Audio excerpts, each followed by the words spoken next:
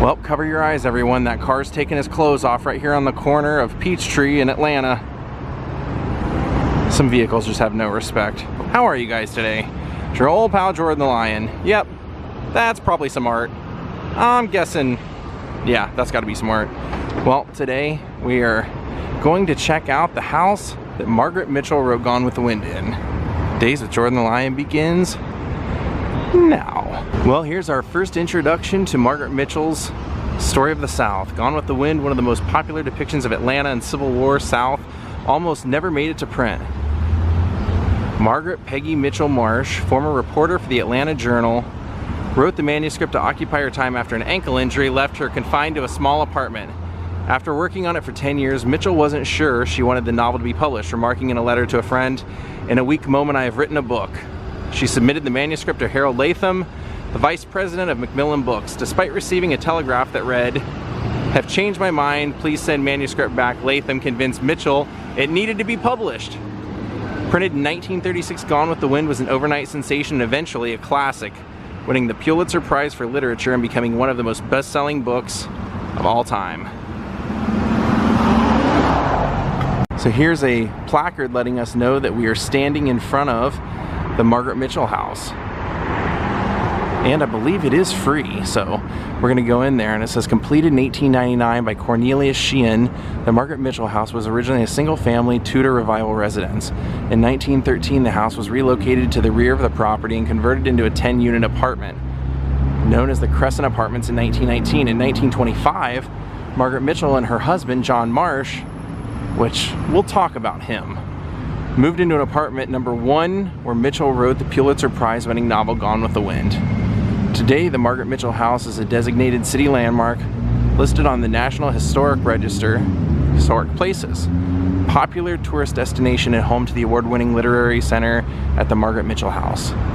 Now, one of the main reasons that we're coming here today is if you saw the vlog from yesterday, you know that they are selling Tara. They are auctioning it off in 2 sections, one being everything that we saw yesterday, the second section being something that we're gonna see in here. It is the actual front door that we see in the movie. It lives here for now. So let's go inside and take a look. Now here's the entrance that you go into as a visitor, and when you look at it from this angle, you can definitely tell that looks like an apartment building. So let's go on in. What do you say? I want to see that door before it's gone. They say online that it's free, but who knows? It says here that there's a ticket and gift shop, so maybe you do have to buy tickets. I'll let you know. So there's an upstairs, which we didn't go into yet, and then there you go across the courtyard and there's a little documentary on the movie, and this is where the door is. So we're gonna check this out, and then they're gonna give us a tour of the first floor where she lived. Don't blame me online, the comments said that the museum was free. Definitely not free. Here it says before they filmed it, Tara was constructed on Selznick's backlot in Culver City. So there's the front door of Tara in the movie. And take a look at that. America and the world, and this book did. No matter where you went, what city you were. And that actually is the painting from the movie. Take a look. It used to hang in Margaret Mitchell Elementary. Yeah, that's the one from the Atlanta mansion in the movie. See, there it is. To tarnish her character.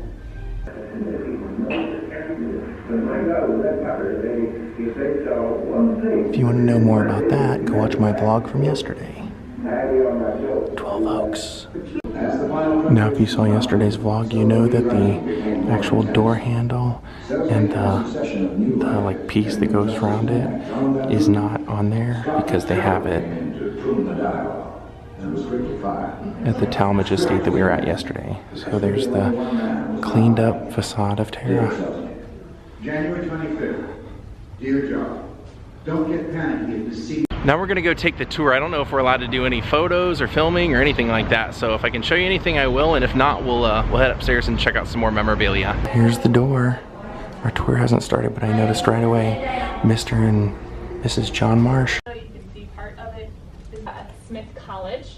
She was educated at the best schools here in Atlanta, but had a hard time adjusting to the north up there. Margaret Mitchell was born in 1900. She lives in the New South, which is what the South is known after the Civil War. It's industrializing, it's rebuilding. After Reconstruction, as a way for the South to sort of re-exert some of that dominance they had before the war. So the races were separated, and Margaret did not grow up going to school with African Americans. But at Smith, she has a black classmate. That's Margaret at the family home in Jonesboro. The guy in the center was Margaret's fiance, who ends up dying in war before she's 20, much like in Gone with the Wind. Margaret went off to college, and she got word that her mother was sick, so she came home to take care of her. And when she got back, her mother had died the day before. So 2 major tragedies before she was 20. There's Margaret Mitchell's school poems.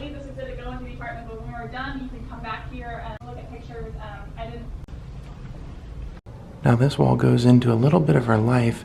This was her first husband, who basically they just weren't real compatible. He was a bootlegger and a drinker and abusive, and he's basically who Rhett Butler was based off of. His name was Red Upshaw. And if you look at him, he kind of does have that Clark Gable vibe, doesn't he? And then this is her with her co-workers at the Atlantic Journal, Sunday Magazine. And then this was her husband that she ended up staying with, John Marsh. That was her husband till her death. Now that's the Atlanta Journal magazine that she wrote for. She worked there briefly for a few years. That's her conducting an interview with Georgia Tech students. And then that was her small desk and typewriter when she worked there. And they said the reason it was so small is because she was very small. She was only like 4'11", so it was made specifically for her size, and you can tell by the rope that is actually the real desk and typewriter. Now you go this way to the apartment, and this would have been the back entrance, but they said that the way that we came into the museum would have been the entrance they used. So we're actually going to be entering from the back into their kitchen area. And they said most of the furniture is not original, it's just time period. But since she was used to living in a mansion, she used to refer to this place as the dump. Her and her husband John Marsh moved in here the day they got married.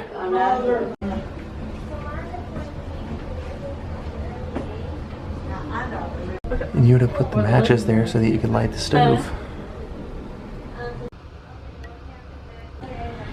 Now we're going to go into the bedroom.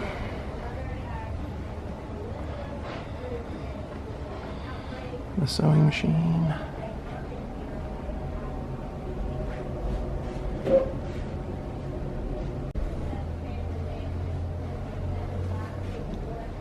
There's her dresser and the bed.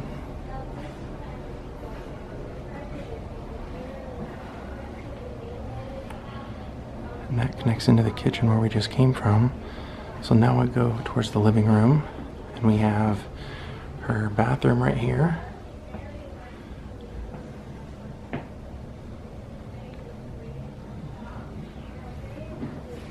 And her closet. And here is the living room, and right over here in the corner is where she wrote Gone with the Wind, 90% of it. Basically, she had injured herself, sprained her ankle, and since she had to go do interviews and leg work as a reporter, she quit the job. And her husband, seeing that it was taking its toll on her being bored all the time, said, "Why don't you write a book?" And so she sat there because, look, you're right next to the windows, and then right above was the heater. So over a 4-year span, she would write the book in chapters. When she finished a chapter, she would hide it like that or there. And she said she would always put them in the yellow envelopes and just literally had them all over the house because she didn't want prying eyes, meaning probably her husband, to read her book. So if you look around, she would just hide him everywhere. Now what's interesting is that they said that basically the book was written, since it was all about historical things before she was born. There were depictions from her, what she was raised being told from her family, kind of a more fictitious look. So a lot of the things that happen in the story are in fact things that happened in history, but it's more of a southern look. And in fact, she says that it wasn't until she was like 10 years old that she knew that the South lost. So it was after about 10 years, one of her friends said, "I don't think your book's good enough to be published." So then she sent it off to just, you know, be checked over, and they decided to make it. And since it was such a big book, they actually charged the equivalent of now. It was $3 then, but it would have been $55 now for that book. And it was an immediate bestseller. Then she sold the rights to be a movie for $55,000, and it became a historic movie and book. And that would have been her mailbox. And then they moved out of here in 1932. So the book was written 90% here, and then they moved to, throughout her life she lived in 2 other places beyond this. But the book would be published after she was out of that apartment. Now, as you saw yesterday, a lot of the stories were written about her grandparents. Stories that she had been told, being handed down. And so when the book came out, and then of course when the movie came out, kind of controversial because it was a Southern sympathetic look to the Civil War, and many people's opinion it was depicting African Americans very stereotypically. But if you consider the fact that she's writing this fictitious story about real events in which the way that she was told them, I mean, it is what it is, and it's great literature. Go take a look out the window. That's pretty much where we started at out here, reading those plaques. So the movie was made completely in Hollywood, well, on the MGM lot, but they had the premiere here in Atlanta. There's Clark and Carol. One of the things that we heard yesterday was that Clark Gable had a real problem with the premiere because Atlanta was still pretty segregated, and he didn't want to go to a premiere where African Americans couldn't be. And that goes way back in his history, because when I was at the Clark Gable Museum in Cadiz, Ohio, one of the things they showed me that I never knew about, they showed me a photo of his elementary school baseball team. And she said, sitting right next to Clark, that was his best friend. The African American boy was his best friend, and their baseball team went to play another team a town away, and when they got there, the other team refused to let the friend of Clark's play. And so Clark stood up and said, if he doesn't play, none of us play. And they got in their vehicle and left.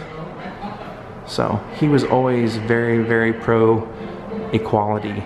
Now this is the most important attendees were assigned seats for the premiere. The center section was reserved for those closest to the film, the actors and their families, and local dignitaries. Margaret Mitchell and John Marsh sat with the Gables on row E. And one of the things that the tour we took yesterday pointed out was they said, you know, that particular theater, as seats would get old, they would move them to the top as the cheap seats, so it would be really hard to know exactly what seats it was that they sat in for the premiere. This is cool. This is all Hattie McDaniel stuff, and this is a letter that she wrote to Wilbur Kurtz, who was a man that helped Margaret Mitchell with the script and making sure that Hollywood got the feel of the time correct, and so it wasn't quite so Hollywood. And it says, "Dear Mr. Kurtz, was so happy to receive your kind note of congratulations. You'll pardon my delay in acknowledging it. Was in the midst of making Maryland at 20th Century when it and the award both were received." Yeah, she couldn't even be there to receive the award. Just to tell you how bad things were back then, they interviewed her and said, "How do you feel about portraying a slave?" And she said, "I'd rather portray one than be one. At least here I make $600 a day instead of $6. That is a Lowe's Grand ticket for the premiere of Gone with the Wind. There's the premiere night. There's the program. And then it says this photo was a kid who broke through the police lines to run up and meet Clark Gable. And when he met him, he said, "This is my day, but I know my mom's gonna have a fit when she finds out I met you." And that's the crowd at the premiere. Check that out.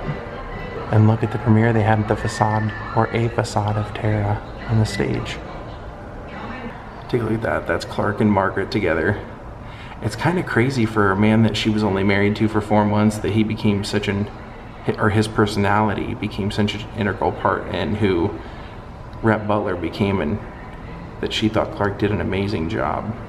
And then there's Vivian Leigh, Clark Gable, Margaret Mitchell, David O. Selznick, and Olivia de Havilland. And I know people always mention, they say, "Did you know that Vivian Leigh didn't like kissing Clark Gable?" And I've heard people say it was because he was a smoker. She was a smoker too. That wasn't why. It was because when he was on this set, he was eating onion sandwiches all the time. And like intentionally. He liked him, but he was doing it intentionally. And there's Vivian Leigh with her date. Little man we know as Laurence Olivier. Sir Laurence Olivier. And here you'll see it wasn't a given to have the premiere here. They actually had to fight for it.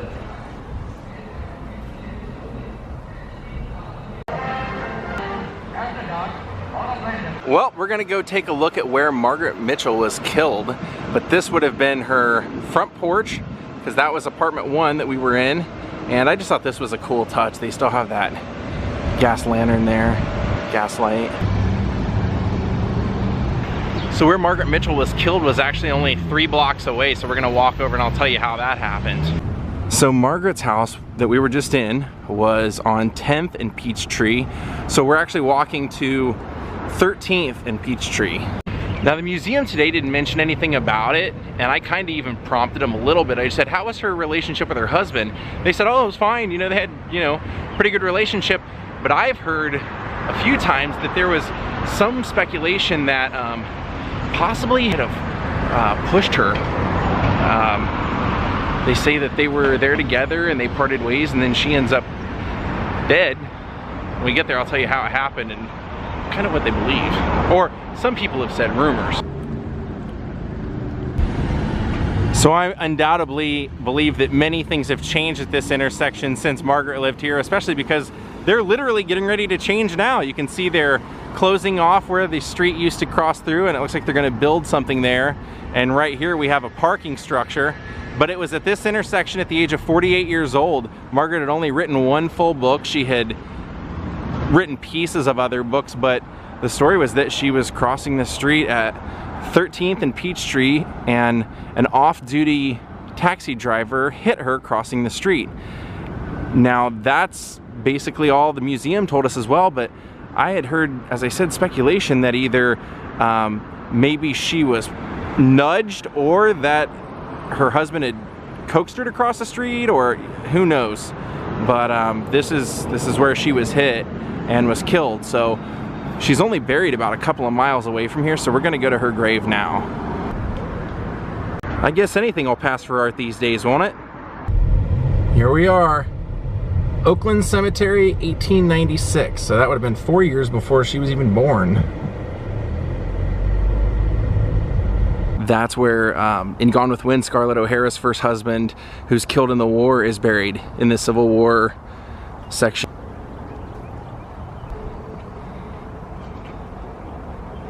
Well, this makes it easier. There she is, Margaret Mitchell Marsh. Quite a few coins left for her, buried here with her husband.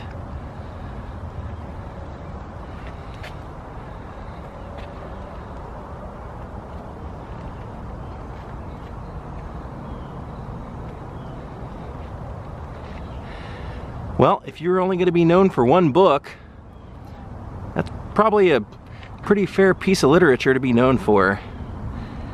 Even if you have a political beef with the story or anything like that, it is a very well written story.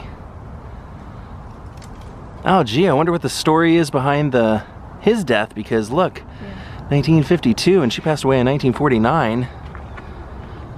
They were both not quite, well, I guess it looks like he was a little bit older than her, so he was, yeah, he was 52 and she was 48. We'll go ahead and put a few coins up here for her.